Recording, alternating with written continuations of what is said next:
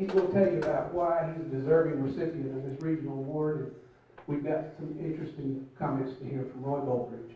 All right, thank you. Thank you, Carl.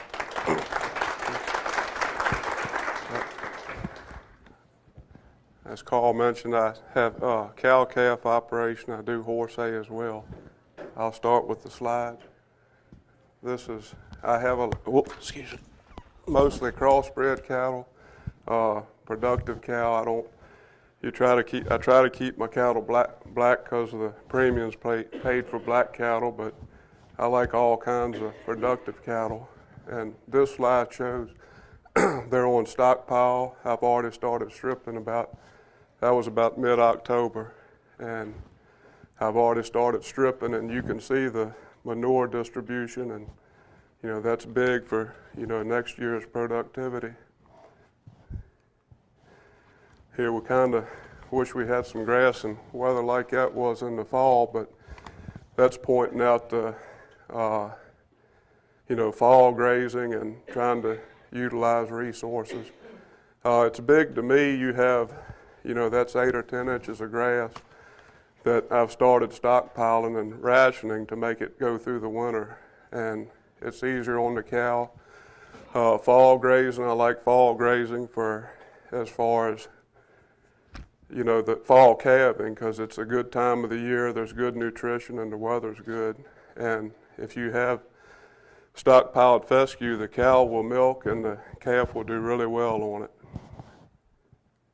And this is a photo of the type of cow. That's a first calf heifer. She's around 2 years old with her new calf, but I like a moderate frame cow on grass and forage, and I like a cow with a lot of middle and a lot of gut so they can take in a lot of fibrous feed and do well on it. She has some tarantays in her, and that red's sort of hard to get rid of, but her calf is more black out of an Angus bull, Cavanese bull. I got some notes and I may have to go over too.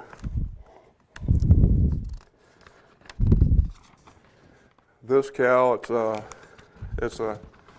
she's half Hereford. I went to crossbreed, and I like the Hereford, cross cow at home. They seem to be good mamas, and I wanted to go to crossbreeding again. I'd been using Angus bulls to get the color, and I thought my favorite cow at home had been the Hereford cross, and so I bought a Hereford bull to put on some black cattle. And some of the cows are obviously not double black, and I get some red calves, but to me it's worth it because I want the baldy female to rebuild a herd with.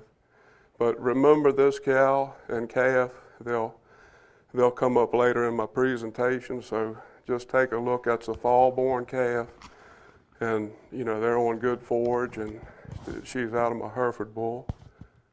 And there's the Hereford bull I bought to crossbreed. Now this year was the first year I tried the nose weaners. They worked really well. It's a low-stress weaner. You put them in and for 4 to 7 days, and it gets it breaks some of the milk, and then you get them up and pull the weaners, and then when you put them back, then when you separate them, the stress of not getting milk is over, and they wean a lot easier. I have had good success with fence line weaning with 3 hot wires, 3 really hot high tensile wires. I can routinely wean calves with good success, and that's really low stress too. We just get them up, sort them, put the cows on one side and the calves on the other, and that's the best way to wean, in my opinion, is a fence line weaning. But that's a Simmental bull, and these are half Simmental calves. They've worked pretty well for me. I use him on one herd of cows, and to get the Herefords, I've got 2 other smaller farms I rent that I use a Hereford bull on those farms. And my goal is to get the Herefords home, half Herefords, and eventually get them with a Simmental bull. But they've done well, and they seem to do well on grass too. But it's a lot of talk.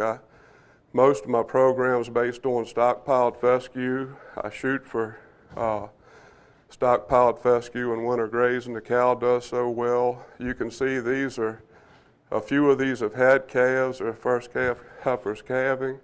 They're out of the Hereford bull, the half Hereford, and a little bit of snow like that, they're not looking for hay. They actually prefer the fescue, and that's not much snow at all either. A lot of times if I get a little snow, I'll just give them a little bigger break so that they can get to it. There is a feed trough in the picture. On heifers, I can pull that under the poly wire. I do creep feed heifers' calves, but that's the only calf that gets creep feed at all is the heifers. With today's calf prices and with the calves, a heifer might be lacking a little milk. I don't mind shining up a heifer's calf a little bit, and you can just keep moving the trough. As you move the poly wire, you can keep the trough away from the cows. And we've had a tough year for stockpiling with the rains. I mean, fall was kind of dry. I had pretty good success stockpiling. I put down nitrogen in the fall, and I try to really slow the rotation down. I may even, if you've got a warm season grass on your farm, a month to 6 weeks before frost, utilize that warm season, because it's not going to be any good after frost. And so I try to, that couple months before frost, be taking an inventory of what I do have in my fields, and some years I may even lock them down on one field and feed some hay, because your grass on the whole farm 2 months before frost is growing if you've got mainly fescue. If you wait till wintertime to feed hay, the whole rest of the farm's not going to be growing. And in 2007 we had a terrible drought, and I did that, and I don't know where I'd have been if I'd have kept moving the cows and taking that forage off. All right, this is the cow herd I have at home, and there's a fence. That's like 4 different fields there, but they've moved in. You can see the snow. That was 76 cows and 52 fall calves, and the rest of them are spring calves. I kind of put the bull in 2 times, but the fence comes down to cedars. Well, you can see where the cows are. That was 14 to 16 inch deep fescue, and that was enough feed for one day for that group of cows. So the fescue is just huge to me, because you don't have to make the crop, store it, feed it back out. And the cow just does so well on that nice succulent second cutting type grass. But I have the 2 rented farms. I have a cheap truck I can get back and forth in, and I can go to them in that, and if I have stockpile, I don't have to run a tractor. I can take that if it's wet. It must have been wet then, because I had the 4-wheeler. I can drop the 4-wheeler, pull in, drop the 4-wheeler, go check cows, run my poly wire and post with that. And it's just an economical way of getting cattle fed in the wintertime.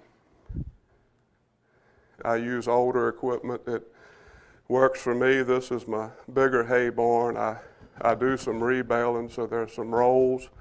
It's just with grass hay. I can go 3 high with a 5x6 round bale and put them on pallets and have a whole lot more hay to, that with the stack wagon, I pull that for alfalfa, and on the ground layer, you usually lose the bottom bales after a couple months to mold. I haven't figured out how to get around it, but they're all antiques, except I did get 1 cab tractor in the background there. You see it after the blizzards. That made that decision for me to, 4-wheel drive. Yeah, the 2 blizzards we had, that made that decision for me. But it's nice when it's 0 degrees or 10 degrees and you do have to feed hay. But I do sometimes I'll have, this was sort of drought insurance, but this is a couple bottoms I planted sorghum Sudan on this year and grew it, and we had such a good year for pasture with the rain that I didn't need it, so we cut it and baled it up for winter feed. All right, you do one thing about rotating, you do need, it can be expensive to get water in every field, and this is the Thornton River right over the bank, and I have a transfer pump, a gas transfer pump, and you can fill those troughs really quickly a couple times a day. You know, this was on a old alfalfa field that had a lot of warm season grass, and I decided to graze it so that in the late summer so it would lengthen my rest to really help make a stockpile grow on the rest of the farm. But that's just pulling water out of the river, and it's just an alternative. Just, you know, there's a lot of different ways to water cattle, so you know, you don't need a concrete trough or a Ritchie trough in every field. You may have a hydrant, like I still have to water some cattle. Well, I do have a water in that field now. That was taken a while back, but at the point at that time I used to have to water them with a hose. I have a hydrant across the road. But this is a farm I rent that had been neglected before I got it with an elderly farmer, and he just hadn't done much lime or fertilizer, but you can still see some broom sedge. I got the farm, I got them to let me lime it as to pay for the rent with lime, which it needed lime and it really helped, but you can see the nutrient that this was strip grazed, and that's just a random picture, and you can see for the whole field. You know, it's a lot of manure dropped back that is going to add to the fertility and the organic matter and the health and life of that soil, and for next year's, well, for several years' production. But that's another big one for strip grazing. You get, you know, you're really helping the land and feeding the land. Now I had some of the little black calves, that's on a rented farm, and another thing I'd point out, I'm going to get a discount on some of the red calves from the Hereford bull, but in my opinion it's worth it in the long run to get a good set of baldy cows at home. But some of the black calves, they were out of half Simmental first calf heifers, and they were getting pulled. So the poly wires up here, we went over and put some alfalfa hay and 2 or 3 pounds per head per day of creep feed in the trough. I did that for 30 days. I brought them home, and I put those calves, this is the heifers from the other field, at home, and I was creep feeding their calves because they're heifers. And this calf in front, some of these black calves, they've been weaned about 2 months. I was kind of scared to try early weaning, but I wanted to give the young cow a break, and it's working. The calf is in good flesh. He's growing. He's healthy. It's worked real well.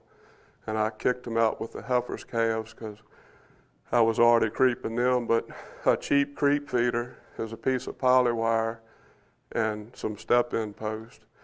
The great thing about this is you can control. You can give them a pound of feed, 5 pounds. You know, a lot of times if you had a creep feeder in the field, they run in, they may eat. I mean, they're going to eat you out of house and home, but you can limit and feed them just what they need. But here's another. This was when the heifers were across the road. You know, the heifer doesn't milk as well, and the calves didn't look as, you know, thrifty as I thought, so the feed has really sharpened them up on the first calf heifer that's still growing and not milking as well as a cow. Now this is creep grazing. When I have a double post because I make corners the way I strip graze. So the cows, I don't know if you can, well, but anyway, the poly wire is going across, and this is a mature cow herd at home. And I'm stripping them, of course, and the calves have run forward. They don't have to compete with an old hateful cow beating them out the way. They can slip under there and, you know, graze and go where they want and get the best feed. Of course, the calf has the highest nutrient requirement of anything on the farm, so it lets them go get the cream of the crop. And I'd rather see them slipping under the wire, you know, getting whatever they want than having to compete with the mature cow for a mouthful of whatever, because the cow is going to get it first. But this is just another picture. I think this was about early November. I'd already started strip grazing late October. The field to the front had been stripped. It's been a rough year for, I think, any cattleman, because you can see the low area that's gotten slightly cut up, and that worries me. I don't like to see sod cut or land erode, but it's always worse than it looks. There's still sod there, but it just looks bad. But you can kind of see how much. That's the 76 cows and 52 fall-born calves, and you can see about what it takes. And you know, back to that other slide, a 15-acre field, they don't need but about 4/10 of an acre. That group of cows, 1/3 to 4/10 of an acre of stockpile a day. So you can make a field really go far with a little bit of poly wire.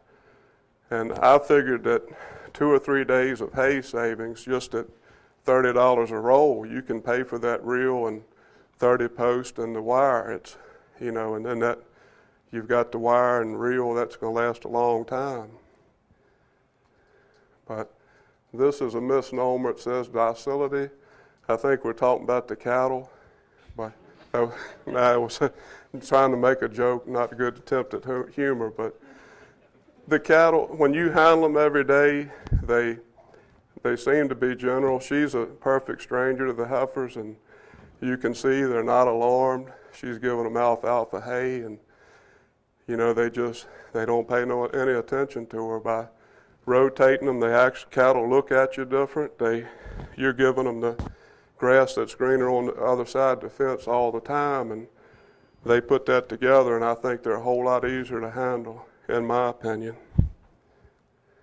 And this is my rebaling. I have a super slicer, and that's feeding into a square baler, and then we put the bale chute on and load the ton truck to deliver it. I do it outside because I don't have enough barns to keep it all inside, but that's sort of, by rotating and trying to manage my pastures, I'm able to make high quality hay and sell it instead of having to feed it to cows. And there's my old ton truck with a load of hay ready to deliver. Now I've got, you know, that's a half Simmental, but that's kind of what, you know, he's a thick, good calf, and you know, I think you can attribute a lot of that to having grass, and in the winter, the stockpile having that nice, high quality stockpiled fescue versus eating, you know, long stem hay. I just think it makes a big difference to your bottom line. It's cheaper to produce, and yet the animals they do great on it. And I mean, that's the calf. You know, the weaning weights were really good on that group of calves. Now I'm going to come up to the heifer. That was a heifer, her first calf. She's calved at about 2 years old, and that's the product, her first calf. And he was probably close to 700 pounds at weaning. You know, exceptional muscling. But you can look at her that's the type of cow I try to own, because you can see, you don't see the ribs. She stayed in good flesh and has still done that good a job with that calf. Now, granted, we did have, you can look at the grass. That was middle of August. We don't normally have that good of grass at home or in Virginia in the middle of August, but we had an exceptionally wet summer, and it did grow it this year. The bad part was fall turned off dry, and it was a little hard to get stockpile. But I also think Carl put that up there with, you know, I think we need to look at our cows as the percent of body weight weaned per calf when we judge our cows, and not the size of the cow. I personally prefer on forage the big middle, easy fleshing, moderate frame cow, not extreme in any way, but that just kind of proves to me anyway what I'm after. But I think that's about it. But does anybody have questions? Or Terry?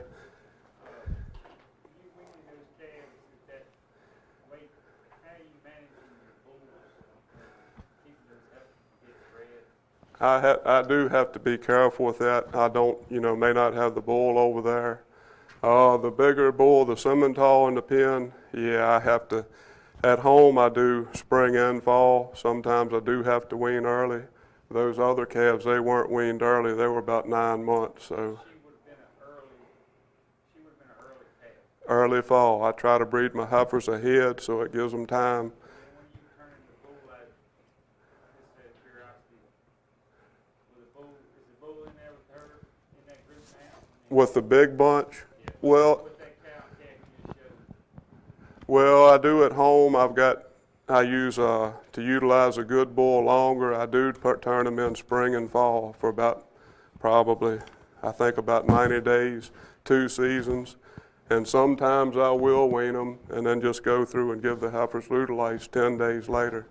It may not sound the best, but it's the way I do it.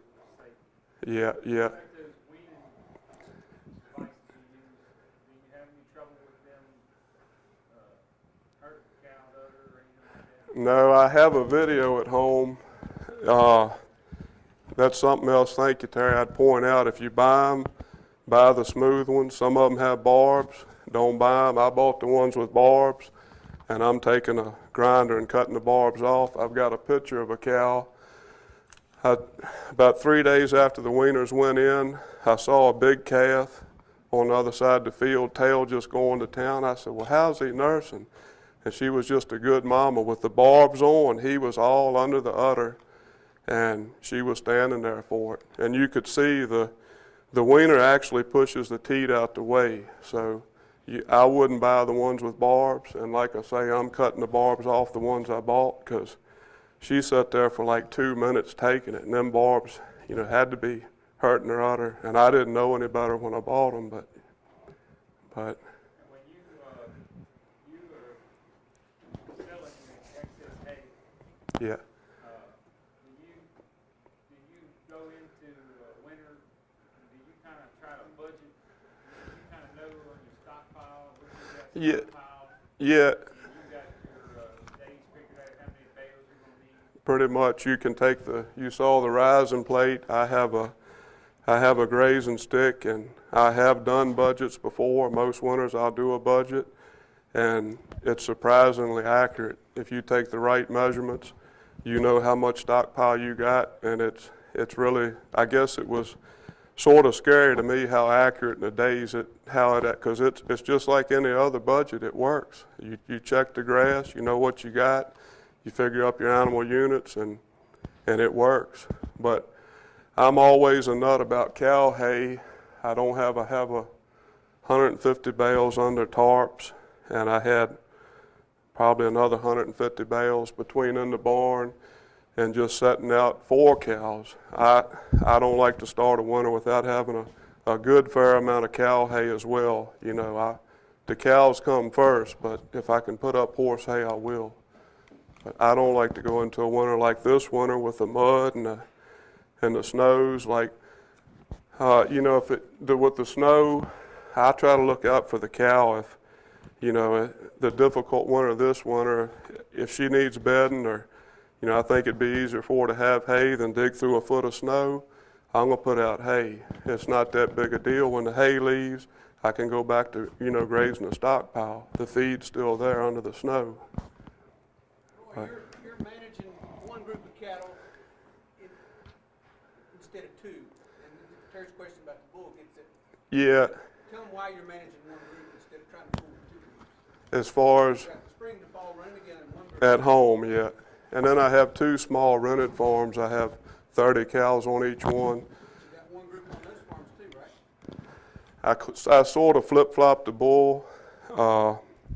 It may not sound the best, but I make that one good, well-bred Hereford bull cover twice as many cows. I had a really good Angus bull one year get his leg broke, and I'm not in a hurry to put 3 bulls together anymore. So, to me, a little bit of Lutalice or giving them a shot is better for me to do that and just keep flip-flopping the bull, and I don't have all these bulls together and getting a leg broke and have to put a bullet in him. Is it simpler to manage one group versus 2? As far as Rotational grazing, the way you do. Would you like to have 2 groups instead of 1? it's nice to have one group and have to move one fence, but the way I do it, I'm going to see my cows every day anyway, so I can take the four-wheeler and 5 minutes I can move my fence over. You know, I run one long reel and just keep breaking corners over, and it's just simple and easy to me. I mean, I prefer this. I mean, we used to not even have half the cows, and we fed more hay. I mean, I'm generally less than one roll a year per cow. What year was it, Carl? We had that wet August. I had grass left over. Didn't feed any hay. Sent more cows and less acreage. Yes. I've been feeding some because we've had such a nasty winter. Normally, I would say an average, I'll give you an average 30 to 45 days. I've got 2 rented farms that they're usually, one farm, if it wasn't for bad, I'll have grass left over because I've been taking them hay during the snow. But, yeah, and on about 2 acres per cow. Yeah.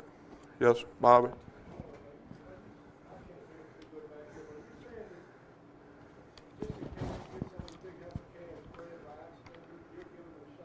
I do. Yeah, I'll wean them and you wait 10 days at best, and then just to be sure, yeah. Because I don't have a tight breeding season. I probably do things a little different. I mean, it's probably Virginia Tech people screaming at me right now, but you know, they don't, if a cow doesn't calve, she goes. I don't have the cost in producing cattle by utilizing forage, you know.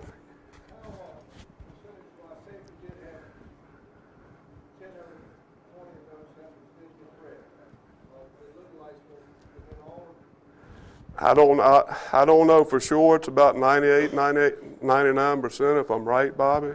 But you wait till 7 to 10 days. 10 days is better when they've been pulled from the bull, just because of the cycle and the corpus luteum's back.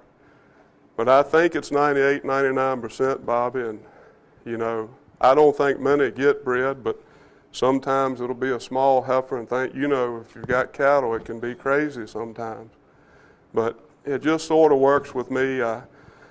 You know, if a cow does miss that way, and I'm not really, you know, I'm not really pushing that side of what I do, but for me it works because, you know, I can get a really better bull and make him go twice as far. But I prefer the fall calving if I have stockpiled fescue because they just milk so much better, and my weaning weights are better on the fall calving cows than the spring ones. To me, if you've got stockpile, they are, yeah.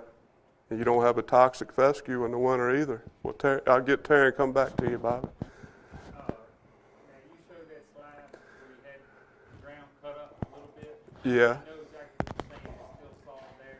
Yeah. Do you do anything special there after you have the ground cut up and you give it extra rest, or do you overseed? I probably will this year, as it's some areas are, and I'll, if I do feed hay and it's dry, I'll try to get it mulched. I will try to cover it, especially if it's on any kind of hillside at all. So this year it's kind of leaning more toward, you know, feeding a little hay to mulch because it's been crazy. It doesn't even dry out, and we've been getting more rain. And I was talking to Steve earlier, and everybody's in the same boat with stockpile. It's a difficult year, but you got to look at all the good years. And this year I still, you know, may not be but about 45 days, or 30 to 45 days of hay when it's all said and done. Limitations of the wet time during strip grazing stockpile, why that's such a threat to management? It's just tough when it's raining. The cow, it's just when you pull in the field with a bale of hay, the cows walk. But when you strip graze and it's cold and wet, you're miserable, they're miserable. They'll meet you at the gap. They've been walking, they just won't stand still. And I mean, it's probably everybody has it, but you give them a break of grass and the cow wants to go to the end. They're just, when it's raining and wet, they're not happy. It's just you know, miss the mild winters we have had, but, you know, it's still working okay, you know. You have to give them a bigger break. I would, yeah, up to 50% more or so. And when it snows, I'll give them 50% or 2 times more, and then I call it residue. They can, the next few days, they can go back and pick some of that too. On creek feeding those calves, well, I guess when you're moving the fence, you say the calves go up under the fence. They'll run under the poly. How high is that fence where it leaves room for the calves to go up under? I use, well, the one picture you saw, I had some fiberglass posts. And you can adjust those. I have the little metal clips on them. And you can raise those higher, but normally I like the Gallagher step-in pigtail post, and that's what was in the other slide. Yeah, the pigtail. Yeah, that's just pigtails there, and They'll go up under that. they will, What yeah. is that about, how tall is It's probably about pocket high. I don't know, the 34, 37 inches. What's that? Do you know how tall they are, Terry? Or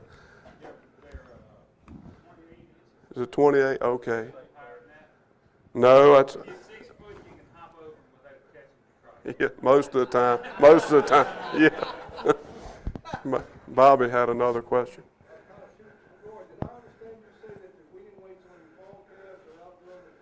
If you have stockpile, most years I can get close to March 1st. Most years I can get close to March 1st on stockpile. And yes, they are, Bobby, because it'd be like you feeding second cutting hay. If you can imagine what stockpiled fescue is, it's all blade. It'd be like you having second cutting hay all winter. And the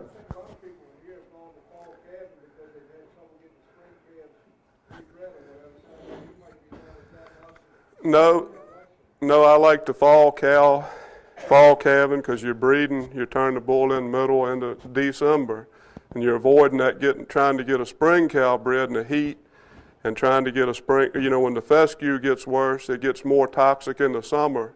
So if the fall bred cow is bred in, say, December, you don't have getting her bred when it's 100-degree days, day after day after day either. So, yeah, I agree with that too, Bobby. Yeah. All right, let's thank Roy. Thank you. Yep. Thank you.